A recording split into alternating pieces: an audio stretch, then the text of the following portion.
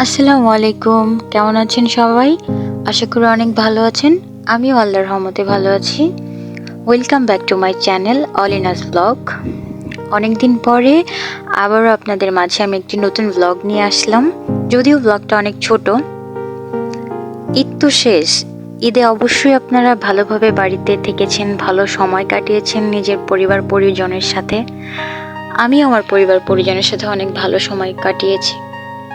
ঈদে যেহেতু আমরা সব বোনেরা একসাথে হই, সেজন্য আমরা একটা পিকনিকের অ্যারেঞ্জমেন্ট করি।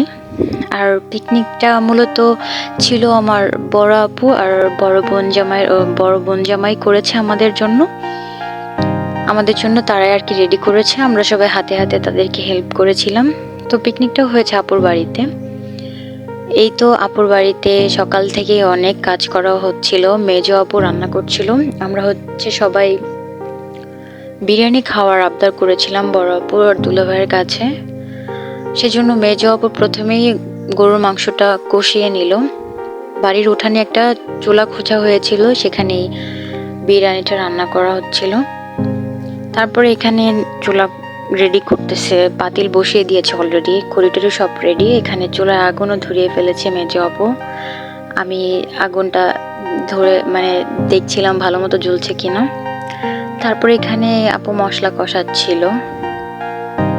কিছুক্ষণ মশলা কষানোর পর এখানে চাউলটাও দিয়ে দেয়। আমি আপুকে একটু হেল্প করি পানি দেওয়াতে।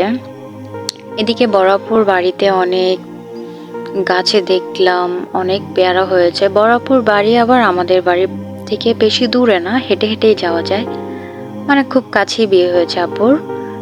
রান্না শেষ হওয়ার পরে এই যে এখানে বাচ্চাদের খেতে দেওয়া হয়েছে, আমার আপুর ছেলে মেয়েদেরকে। এরপর অনেক ঝড় বৃষ্টি শুরু হয়, তারপরে আর ভিডিও রেকর্ড করা হয়নি। কিন্তু এই অল্প সময়ের মধ্যে আমরা অনেক বেশি এনজয় করেছি। আপুরা একসাথে ছিলাম, খুব ভালো সময় কাটিয়েছে, খুব ভালো লেগেছে আমাদের। এই ছোট্ট ব্লগটি তাই আপনাদের সাথে শেয়ার করলাম। ধন্যবাদ সবাইকে আমার ব্লগটি দেখার জন্য। যারা এখনও আমার চ্যানেলটিকে সাবস্ক্রাইব করেননি অবশ্যই করবেন, আর যারা করেছেন তাদের সবাইকে অনেক অনেক থ্যাঙ্কস।